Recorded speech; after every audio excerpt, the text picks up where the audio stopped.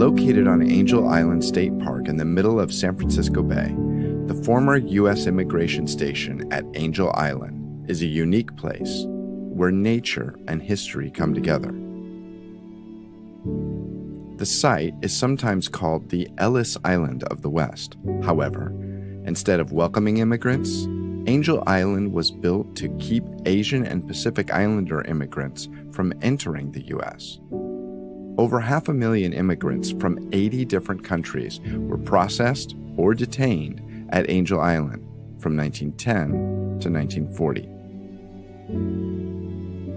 Today, the restored site is a National Historic Landmark. In the detention barracks, you'll find over 200 poems carved into the walls by Chinese detainees. These poems remind us of their frustration and trauma, but also their hope and resilience. The new Angel Island Immigration Museum is the latest addition to the site. The former hospital has been renovated and reimagined with exhibits that help us to remember and celebrate the diverse stories of immigrants who came through Angel Island, as well as those who have immigrated more recently. We invite you to trace their footsteps and connect with their hopes, struggles, stories, and enduring legacies. Visit AIISF.org to plan your next trip.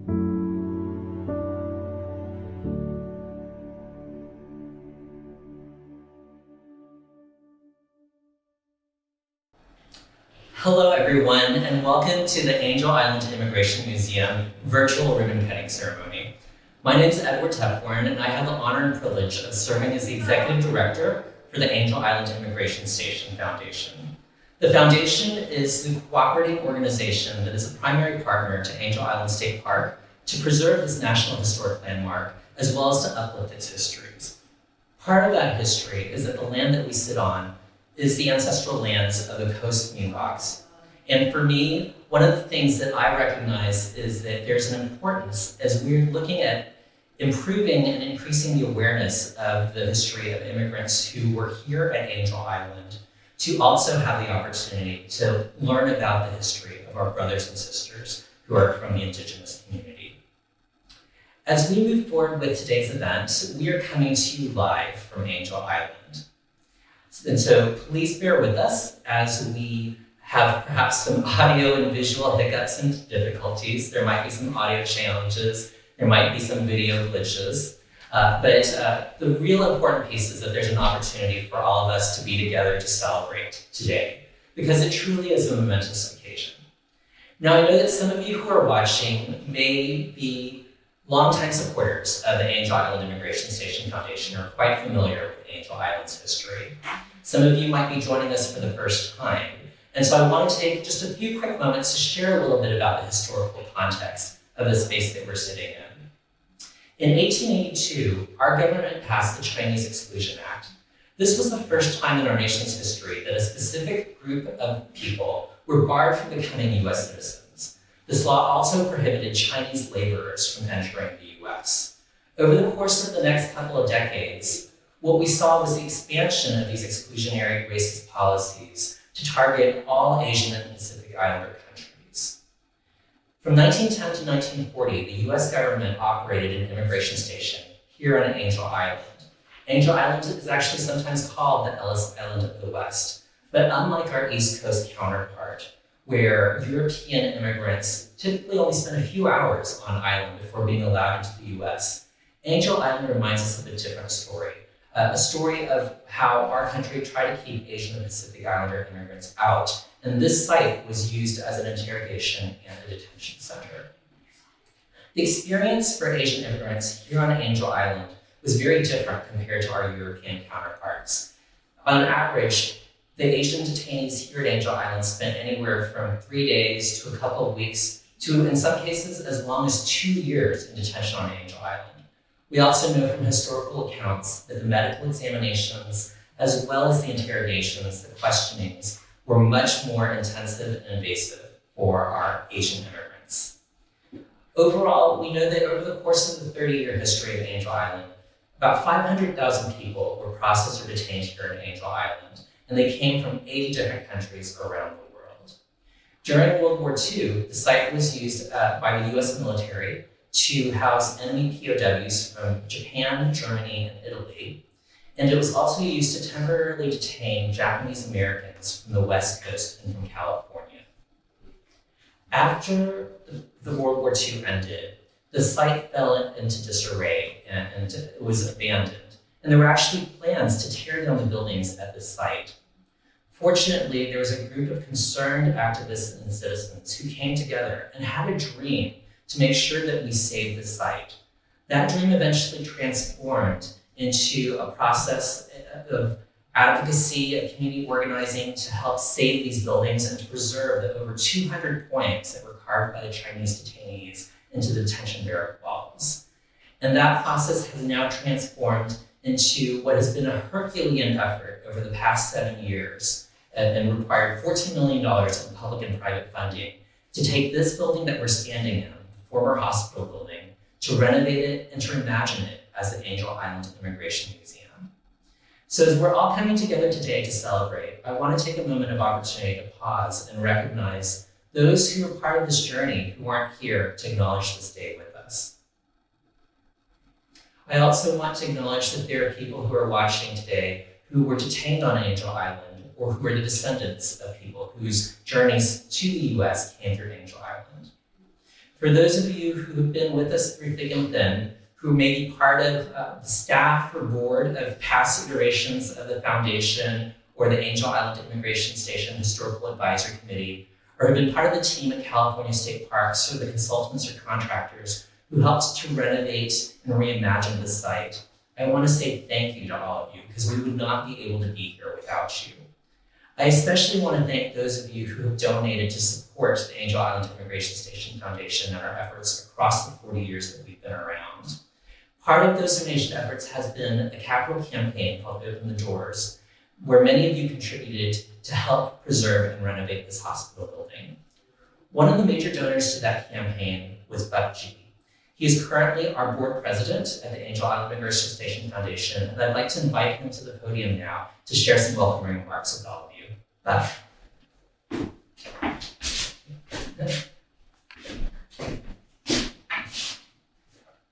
Thank you, Ed. I first entered this building in 2008. What you saw were sheets of plastic falling away from wooden framing, bats nesting in the ceiling, water damage from the wall. In fact, we thought the wall was going to fall down in a big storm. For me and my board members from the foundation, we're humbled to be here today and open the restored hospital as a new immigration museum.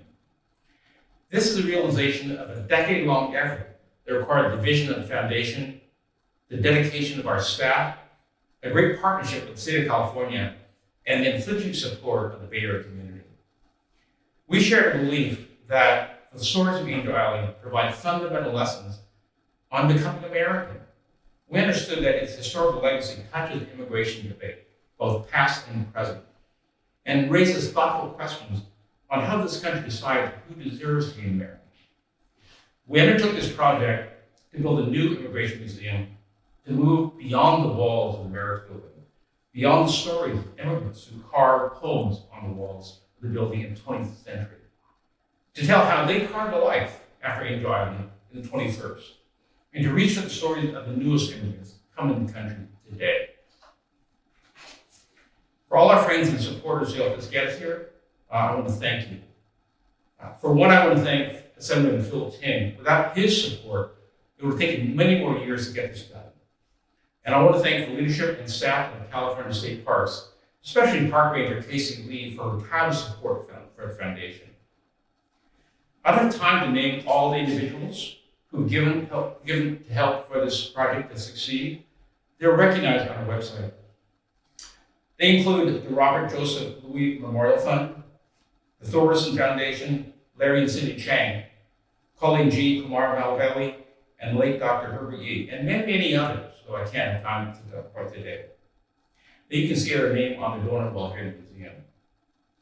I also want to thank our sponsors for this virtual event, including Akiko Yamasaki and Vera Yang, Air One, and Southwest Airlines, who are our largest sponsors. Other sponsors include Milton Chen, Ruth Cox for the W.K. Kellogg Foundation, Claudine Chang, Bassie Lee, Jonathan and Willow Wong, Pamela and Paul Schweitzer, Ed Tepborn and Dean Leary, Po Kang Wong, and Mara Liu and Connie Young Yu. But I also especially want to call out current and former board members because they not only generously gave their money and time, but they also gave their time. I want to thank also their spouses for giving us so much of it. Former board chair Kathy Chin and her husband Doug. It was Kathy who, as board chair, presided over the reopening over 10 years ago of the Barris building and the aviation station. Rosemary Nam and her husband Tae Nam. Rosemary was the board lead, working with designers, state parks, and staff to create the exhibits we see today.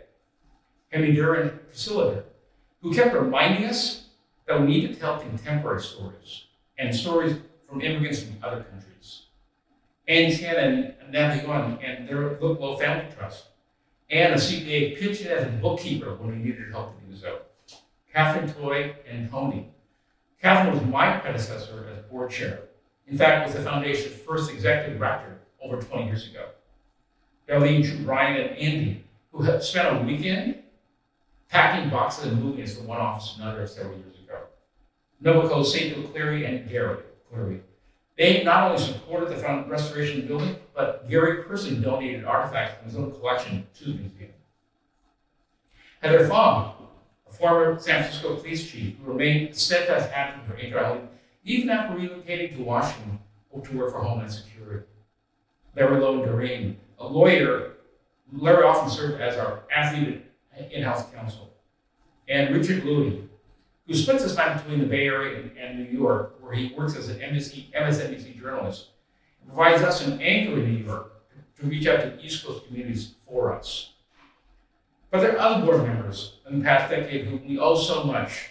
Jerry Wong, John Koo, Paul Chin, Win Chang, Sunny Lula, and Dian Yun. To all, I'm proud to serve on the board with you. Lastly, I want to commend our foundation staff of two, Ed Tepborn and Russell Nam, for their work in the past years to get us to the finish line here. Now, I'd like to introduce California's Natural Resources Secretary, Wade Crowfoot.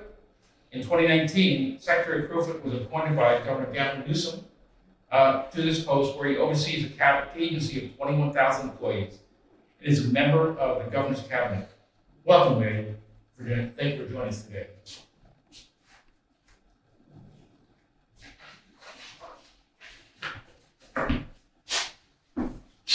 Well, thanks so much, Buck, and thanks, Ed. It is an honor to be here at Angel Island State Park, a bright, beautiful day in the middle of the San Francisco Bay, and one that is so fitting for a milestone such as this.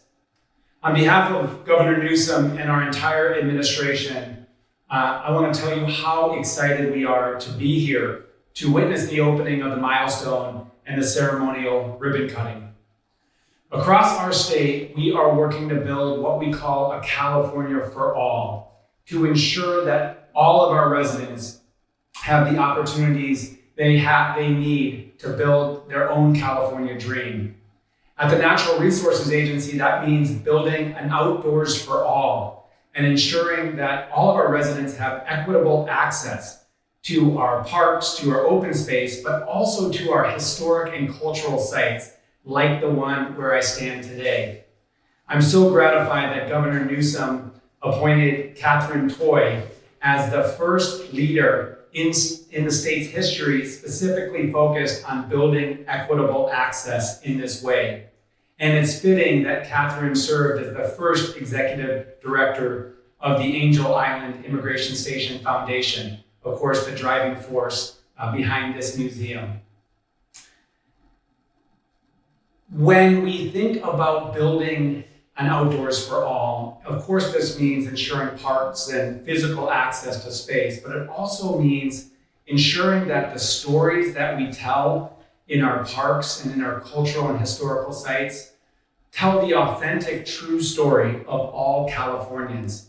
And it's why this museum is so critical to tell the complicated story of the role that this immigration station played in the migration from Asia of so many Americans.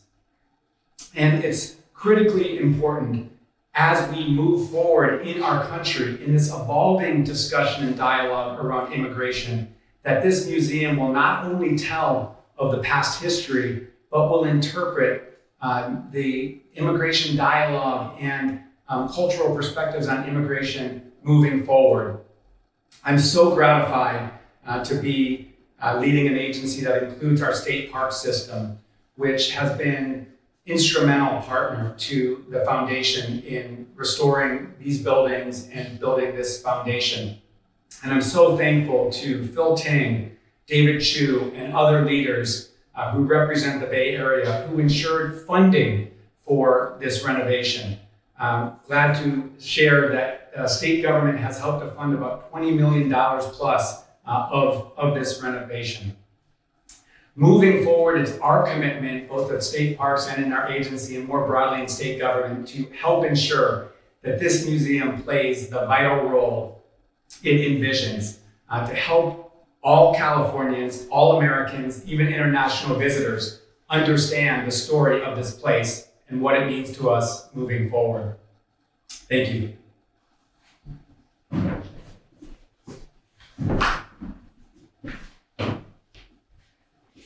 Thank you, Secretary Crowfoot, for sharing your remarks and the remarks from the governor. We at Angel Island Immigration Station Foundation and our community supporters definitely appreciate the support that the state of California has given us and the $20 million that has helped to renovate not only this museum building, but the broader site detention barracks. I now have the pleasure of introducing Director Armand Quintero, who is the Director of California State Parks.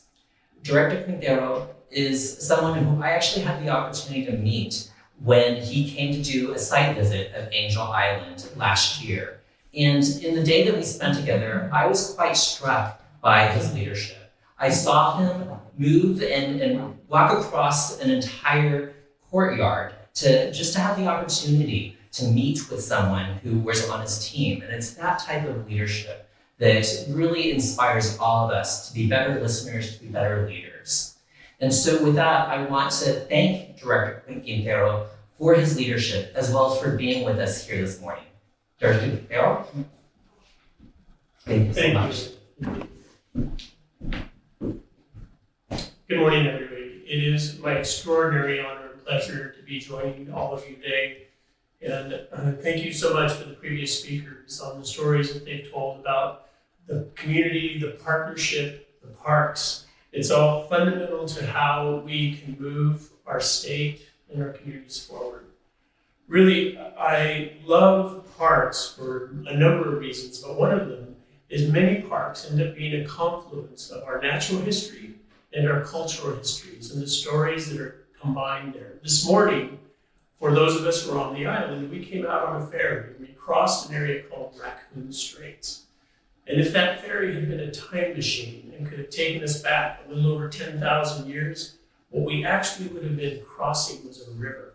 Because 10,000 years ago, at the end of the Ice Age, California's glaciers were melting.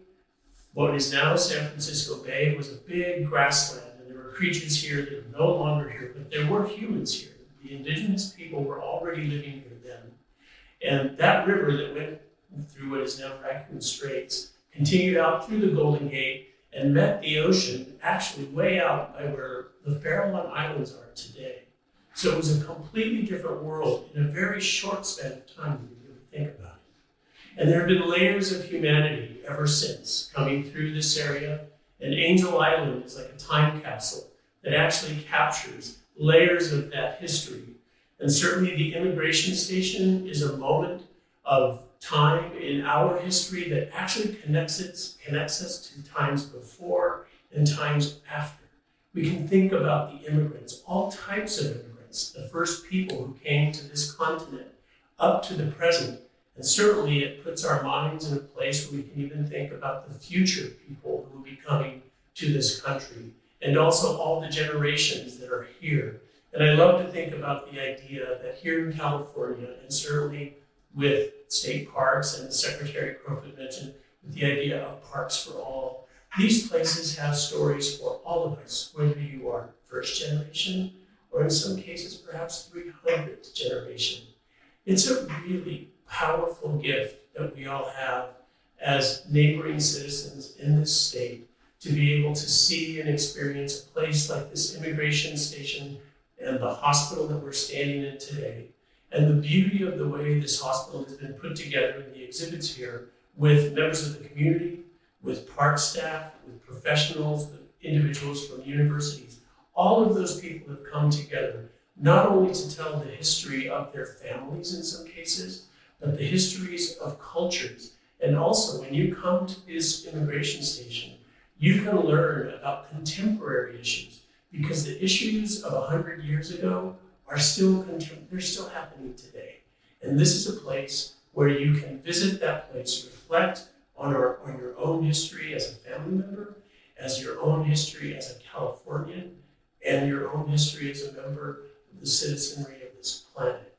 So it is my extraordinary pleasure to be here on the day when we open up the museum, where you can actually learn about pandemics past, perhaps pandemics future, and you can learn about the nature of how we treat each other given historical circumstances. And hopefully we come away from our experience here learning together, learning about ourselves, and learning about each other.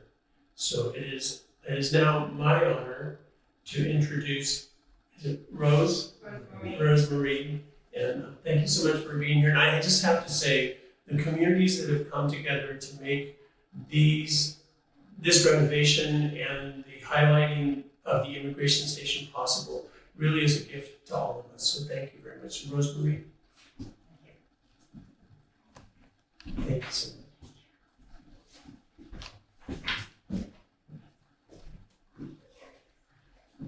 Thank you, Director Quintero. Hello, my name is Rosemary Nam. I'm the Vice President of the Board of the Angel Island Immigration Station Foundation. So, you know, the capital campaign for AIIM was called Open the Doors, and I still have the pamphlet here.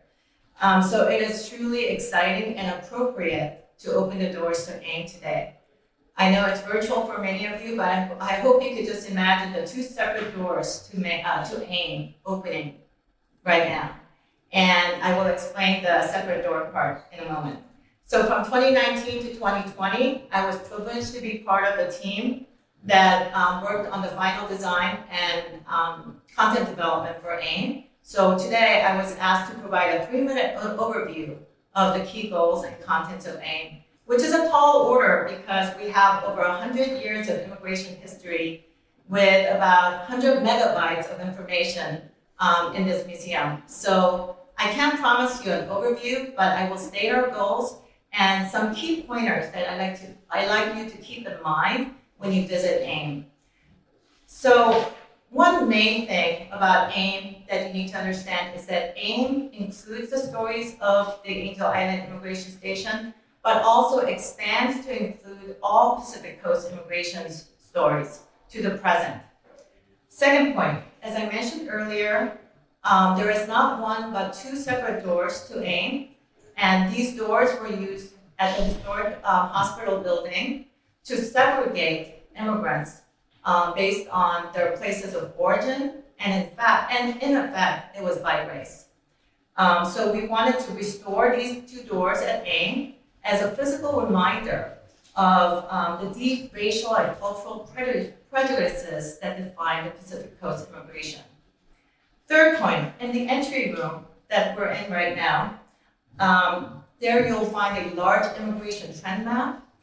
That map is a great visual representation of the dramatic shift in the immigrant population in the US over the last 100 years, which started with immigrants from primarily European countries to one that is much more diverse ethnically and racially, and are now from Asia, Latin America, and from many, many non-European countries. Fourth point, the exhibit room is, one exhibit room is called In the Shadows, the other one, Opening Doors. And we chose these contrasting names to show the duality in the evolution of the Pacific Coast immigration. The history started with the dark, racist, exclusionary period, that led to so much despair and anger and fear for the immigrants. And we see that through the emotional poems in the barrack building. But the system evolved and legal reforms were made, albeit very slowly, to open doors for tens of millions of refugees, political asylees, and immigrants who came and were able to make better lives here. And one last point is that immigration is dynamic, as we saw in the immigration trend map. So the question we should ask is, what will the next 50 years be? And what does a more inclusive and fair immigration system look like? So I leave you with those questions. My time is up. I hope my pointers will be helpful as you visit and explore AIIM. And now I'd like to invite you to watch the video highlighting the transformation of the public hospital building into the new Angel Island Immigration Museum. The film was created by one of our foundation's founding board members and co-chair of this event, Felicia Lowe. Thank you.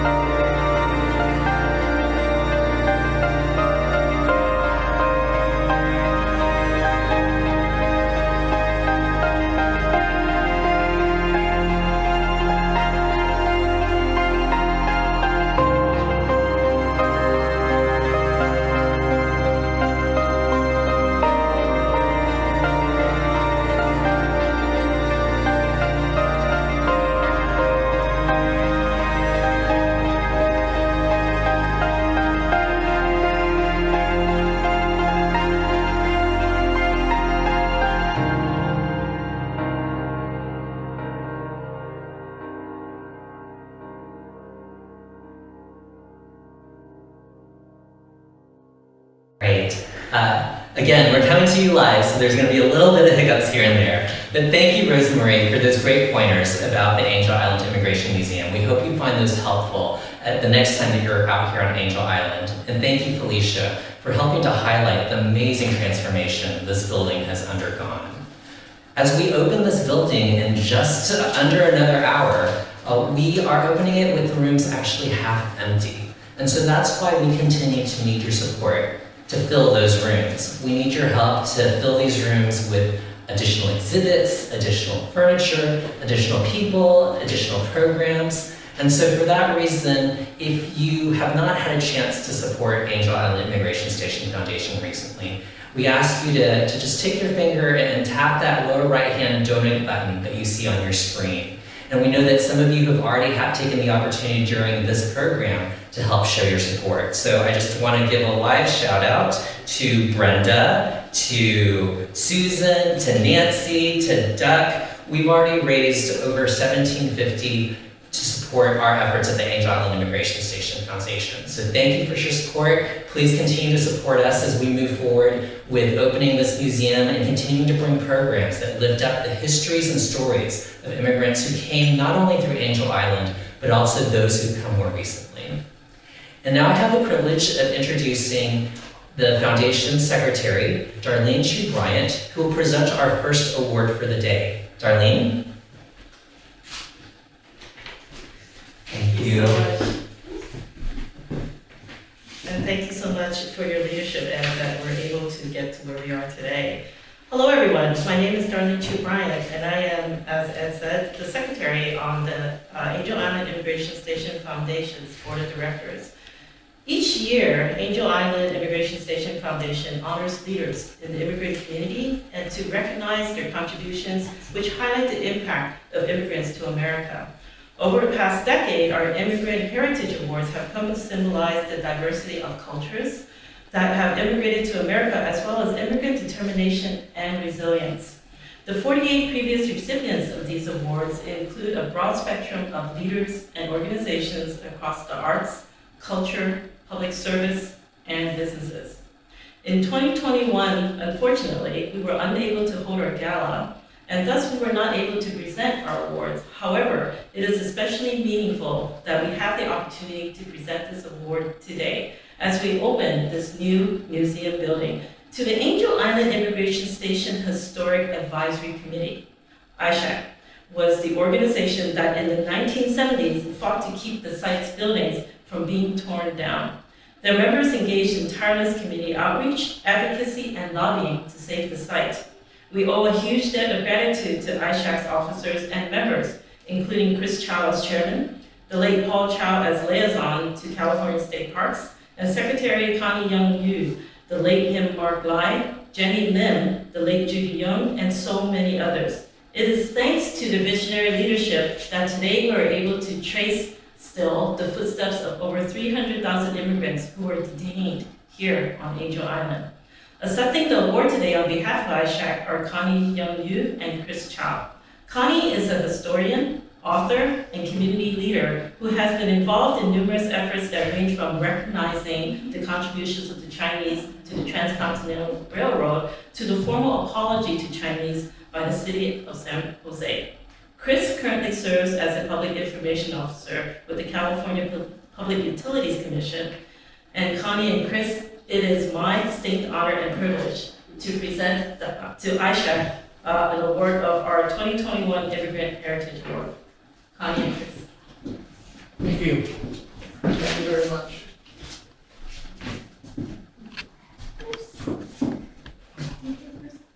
This is a thrilling moment. Thank you so much for Christopher Chow and myself. So, this is very precious. It's an honor to be representing AIISF, accepting the Angel Island Immigration Station Heritage Award on this momentous occasion of the opening of the hospital. It was the Chinese detention barracks our committee fought to save so many years ago. I never dreamed that we'd be here at the opening of the new Immigration History Museum, which was once the hospital where our ancestors stayed, and to see the granite monument that AIISF installed at the site of the immigration station decades ago, standing on a high bluff overlooking the ocean like a beacon of hope. When Christopher Chow first gathered us, it was activists, our group was called the China Cove Historical Committee, Advisory Committee. When we were gathered here, all that remained was the dilapidated detention barracks. There was no other evidence that this was an immigration station that operated 1910 to 1940. Processing people from Asia, detaining Chinese for weeks, months, even years, like my grandmother. We knew, though, from our parents' and grandparents' stories of Island, that there was a legacy of torment, heartbreak, and struggle against racial injustice.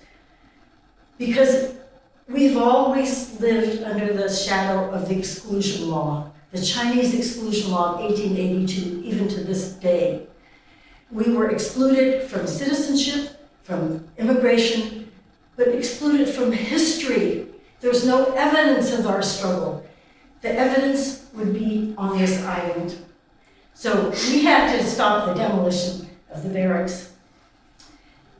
It was Alexander Weiss, a ranger, who first saw the writing on the walls by the beam of his flashlight and showed us the way. The California State Resolution by Senator John Foran launched AIISF in 1974, and 2 years later, Christopher Chow, Paul Chow, Mark Lai, Philip Choi, Lawrence Ju, and I, and others, presented a report to the Department of Parks and Recreation, and the barracks were saved. The state legislature appropriated $250,000 to preserve and restore the site as a state monument. In the following years, the committee had access to the barracks to share the history with the community.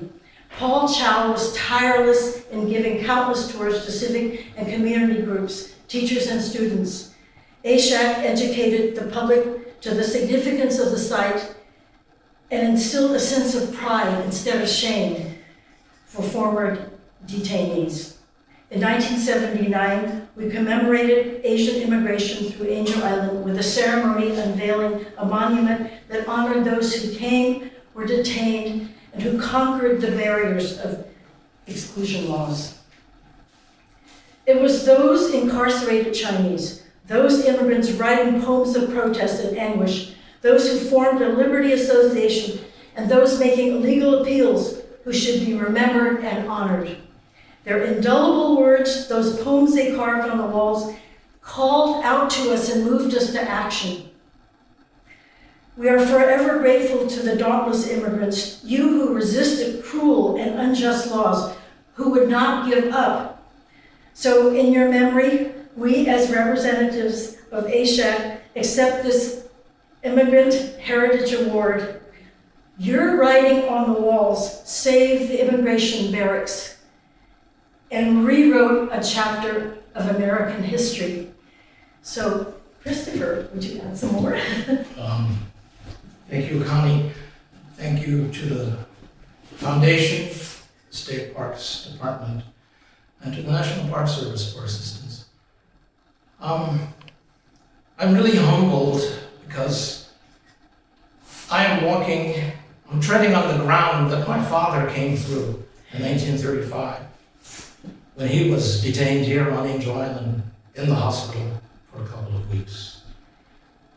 I had never heard of Angel Island. He never spoke of it. My mother, who's been here twice, never spoke of Angel Island until after I had attended a meeting of the East Bay Asians for Action and heard and saw a slideshow on the Angel Island barracks by Professor Ron Takaki. And we learned then that the State Department of Parks had plans for turning this area into a picnic ground and demolishing the detention barracks. And we said, no, we've got to stop that. And immediately at that meeting, we organized an ad hoc committee to save the detention barracks. We organized a letter writing campaign. We outreached to our families and friends. And when I mentioned it to my mother and father, they said, oh yeah. But the experience here for them was so shameful, so humiliating, they never wanted to share it with me because they didn't want to discourage me from the American dream. 48 years ago, we issued the report and recommendations. We said, stabilize the immigration barracks. Hopefully, it will become a national historic landmark. Restore the barracks. But we never thought that we'd get the hospital here restored. We never thought that this would be an immigration museum. That's astounding. And it is a tribute, not only to the members of the Angel Island Immigration Historical Advisory Committee, whose members also included Henry Durr, Po Wong, George Leong Sui, Lawrence Ju, Mark Lai and Phil Choi, Paul Chow and myself. But it also is a tribute to the foundation that picked up where we left off, which was to save the station. And they, with Felicia and Catherine and Buck and others, now under the leadership of Ed. Julianne. Thank you. We are moving forward further into the 21st century, and we can now leave a legacy to our children, grandchildren, and whoever else comes through here, comes through this land. And I just want to say, Well, at the risk of being redundant, but back 48 years ago, I had said, though it be made of wood, this is our Plymouth Rock, our Valley Forge, our Lincoln Memorial, our Manzanar.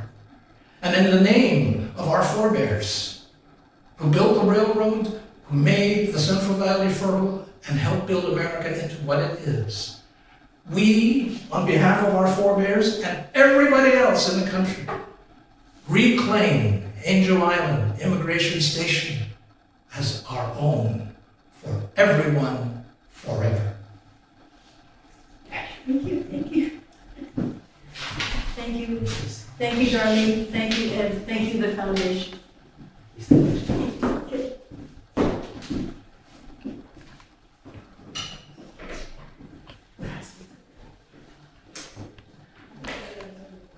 Thank you, Connie. Thank you, Chris. And thank you to all the members of AIISF. As you can see, this site holds such personal significance for those whose families were detained or processed here at Angel Island. And we hope in the future that more people from across the Bay Area, from across California, and from across the country and around the world take the opportunity to step foot here and walk in the footsteps of history, to feel these emotions, to learn about how we've treated one another in the past, and think about how we might want to treat one another now and into the future. I now have the privilege of introducing this next award, which is one of our newer awards at the Angel Island Immigration Station Foundation. It's called the Spirit of Angel Island Award, and 2 years ago, we presented this award to longtime docents Joe and Eliz Chan.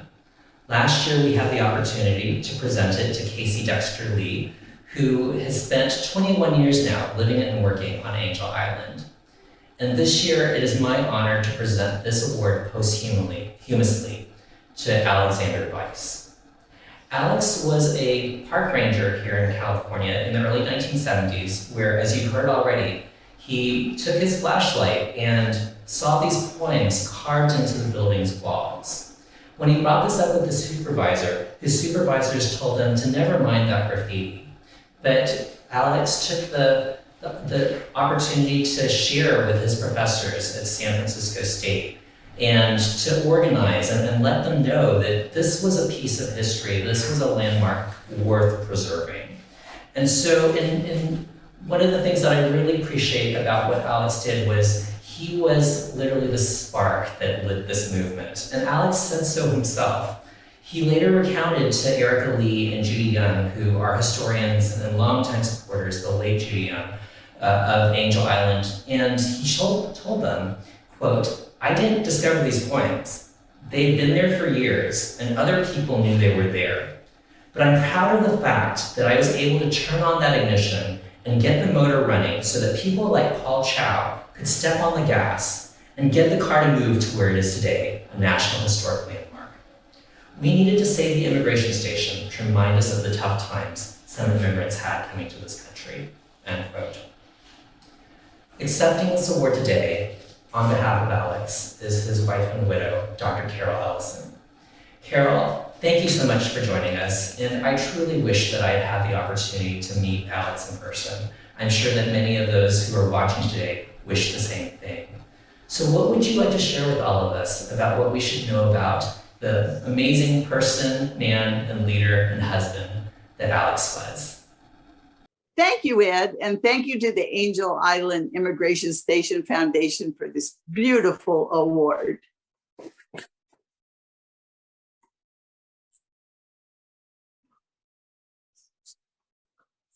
When Alex was on Angel Island, I hadn't yet met him, but I was blessed later to spend many years with him as his life partner. He was fun, funny, smart, a wonderful human being to spend time with. I think one reason Alex was so drawn to the poetry in the immigration station on Angel Island was that he was a poet himself. And I think I can best thank you today through his words, through poetry he wrote nearly 50 years ago while he was a ranger on Angel Island, celebrating a visit with his children. So these are called snapshots. The first is Jessica, almost 9, Easter week, Angel Island, 1973 snapshot. And she sat on the beach and read her spider book. And she drifted by with wood to build and read her spider book. And she danced like birds beneath the waves and read her spider book. And she sang to special grains of sand and read her spider book. And she pondered pebbles turned to jewels and read her spider book. And she butterflied the day away and read her spider book. And after dark, in the moonlight, she fluttered down to sleep, but first touched each past hour before folding into dreams. She caught the day and savored it as if her spider book. And for his son AIIM, age 7, Easter week, Angel Island, 1973, snapshot. And he sped as if a feral child across the wave-struck beach. And he screamed and splashed at all the grebes bobbing just beyond the breakers. And he threatened every surge of surf with judo and karate. And he churned himself within each crest of rolling sun-sprayed water. And he squirmed into the hot flesh sand and said he felt so good. And he blazed and shimmered, streaking light like a living, laughing comet. And at the sunset of that day, his hand in mine and ember, he revealed that very soon now he would fly to Pennsylvania and start living high up in a tree. So again, thank you. And as Ed said, Alex often said in some other form or another that he started the engine, but others drove the project. And now today, those of you who are listening to me, who are here, you are the ones driving the project through your donations, your time, your effort, your hard work. You're much appreciated. So keep on driving. And again, I thank you very much. Thank you. All right. Thank you again, Carol, and thank you, Alex, for your trailblazing visionary leadership. We're almost at that moment where we get to cut the ribbon and open the museum. Before COVID began, we had planned to have a large 2,000-person festival to celebrate the opening of this museum, but we had to change our plans. But we still want to bring part of that festival of celebration to this ceremony. So we've invited Jyoti Singh to share part of the performance that we'd asked her to share with all of you in person as part of this virtual program. We'll also have the opportunity to hear remarks from City Attorney David Chu, as well as Assembly Member Phil Ting, who were both instrumental in raising over $3 million to help support the renovation of this building. And once we finish hearing from them, we'll be joining you back live outside of this museum to do the ribbon cutting and to finally open this museum building. So stay tuned.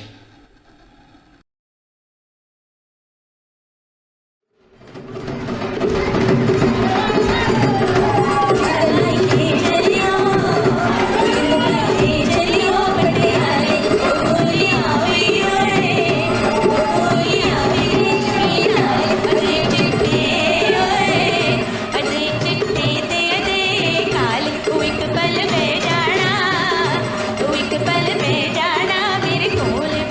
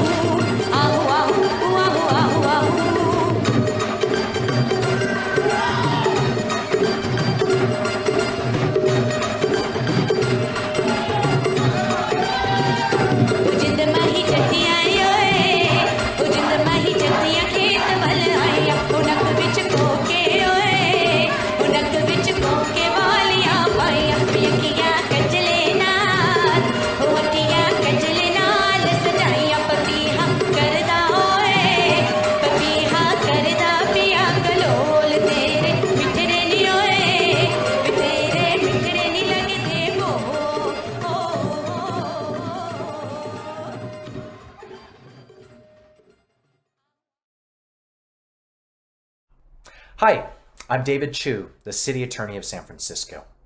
I'm delighted to join in this virtual ribbon cutting for the Angel Island Immigration Museum, although I wish we were in person.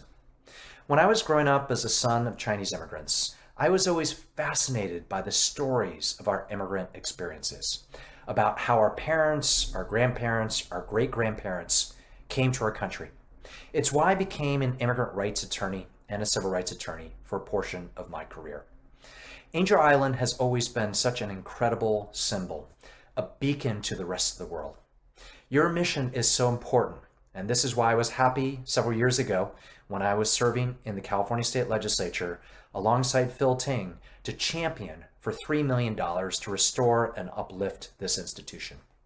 I know this new museum is going to open the former hospital for the first time and really help highlight the stories of our immigrants then and now. It's so important that at this moment in history, with the rise of anti-Asian hate, of anti-immigrant sentiment, that we help to teach new generations to remember our stories and our histories. And so I want to congratulate the Angel Island Immigration Station Foundation and the California State Parks for getting us to this point. I'm looking forward to seeing all of you on Angel Island as soon as COVID is behind us. Congratulations and stay safe.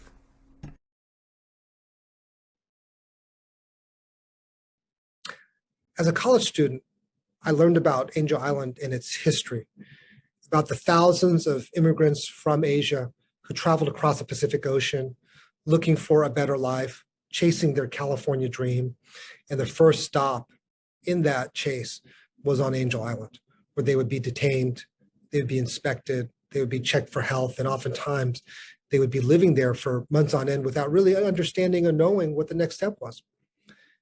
I was able to, during that time, visit the immigration station, go to the facility, see the carvings of poetry in Chinese characters of people who were wondering what their life would entail.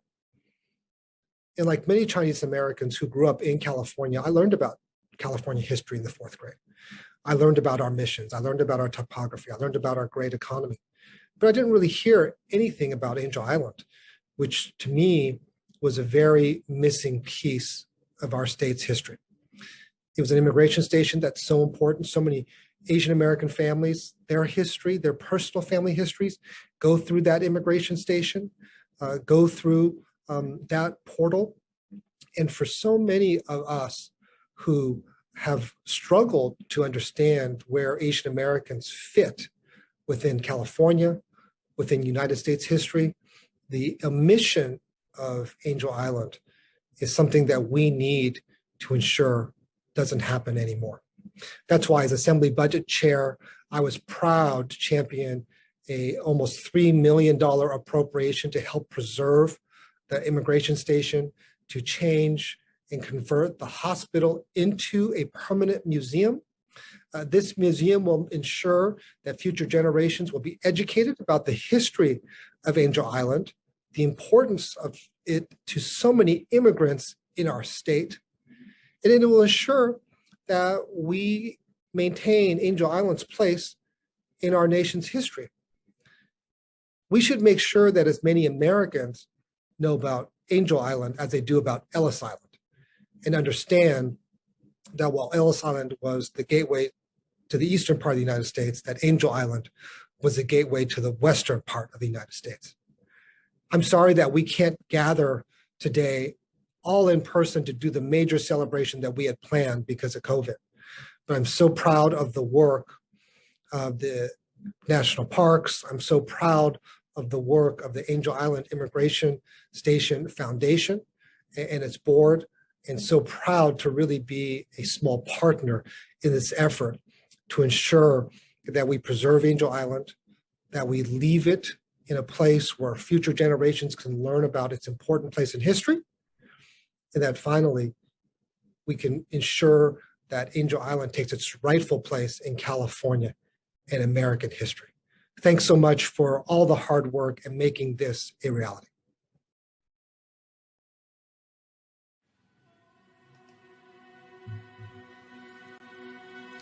Angel Island is part of the ancestral lands of the Coast Miwok Indians.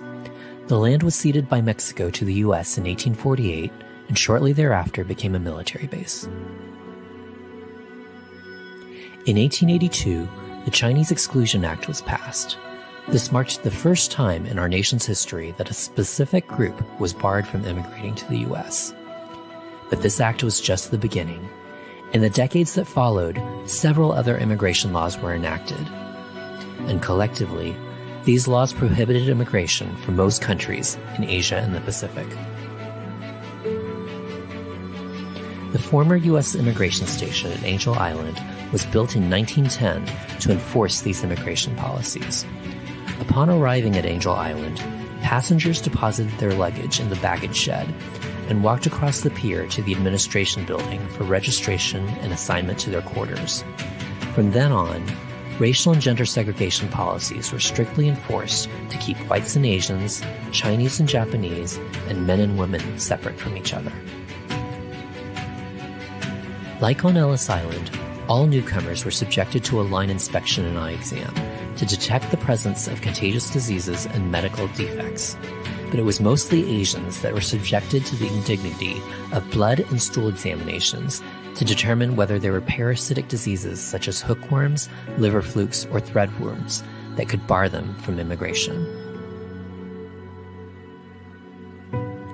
Race, nationality, class, and gender often determined the length of an immigrant's stay on Angel Island, which could last from 2 days to 2 years. Europeans tended to remain briefly.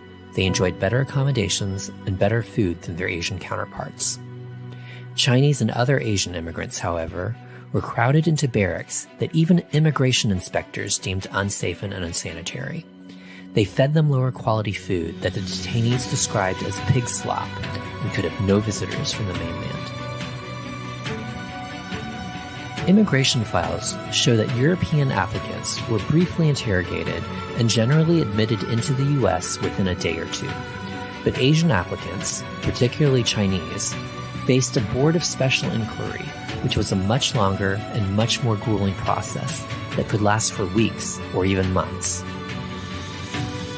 Based on available records, we know that Chinese, Japanese, Korean, South Asian, and Russian immigrants were the largest groups who came through Angel Island. But it's also important to recognize that immigrants from over 80 nations were processed, detained, or quarantined during the 30 years the U.S. immigration station at Angel Island was in operation. There were numerous complaints from the community and from public officials regarding the safety of the immigration station. These complaints were proven true when the administration building burned down to the ground in August 1940. This ended the site's use as an immigration station, though the site would continue to be used to detain POWs and to temporarily process Japanese Americans during World War II. After World War II, the site fell into disarray. Time and the elements took their toll on the abandoned buildings.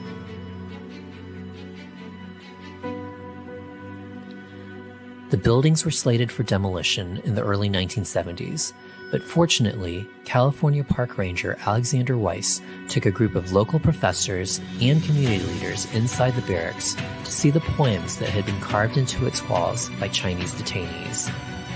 This led to the formation of the Angel Island Immigration Station Historical Advisory Committee, which would later become the Angel Island Immigration Station Foundation. Over the past 40 years, the foundation has raised over $30 million to preserve and restore the buildings on the site. We've reached thousands of people through our educational programs, both on the island, in the Bay Area, and more recently through our online programs and virtual exhibitions.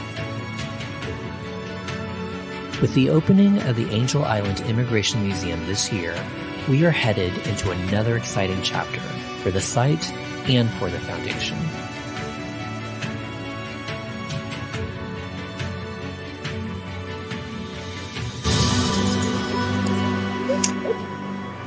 All right, everyone, we are coming to you live now from Angel Island, from outside the Angel Island Immigration Museum. As you can see behind me, we have representatives from Angel Island State Park, from Angel Island Immigration Station Foundation, and I'm going to invite everyone here in the crowd to count down with me from 10 so that we can have Director Quintero and Board President Buck G cut that ribbon.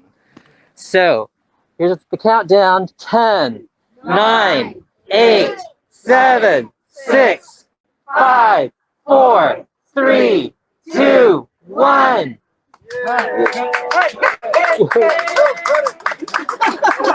Yay!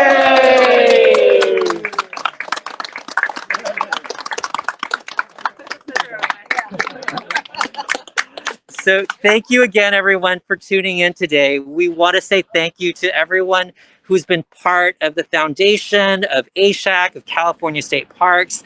Thank you for your support. Thank you to the board and staff of the Angel Island Immigration Station Foundation, our families, my husband, Dean.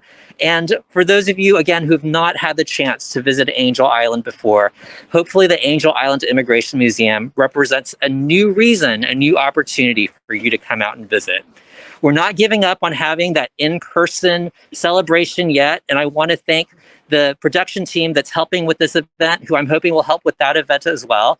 And that includes Gina, Russell, Brian, Amiko, and of course, our virtual co-chair, Felicia Lowe. As we leave you today, we want to send you out with a performance by one of the other performers that we'd invited to come out to Angel Island. And we hope that you'll see them when we do this amazing festival sometime in the future. So thank you to San Jose Taiko for sharing this clip with us. Hope that you all have a rest of your day, a great rest of your day, and come out and visit Angel Island soon.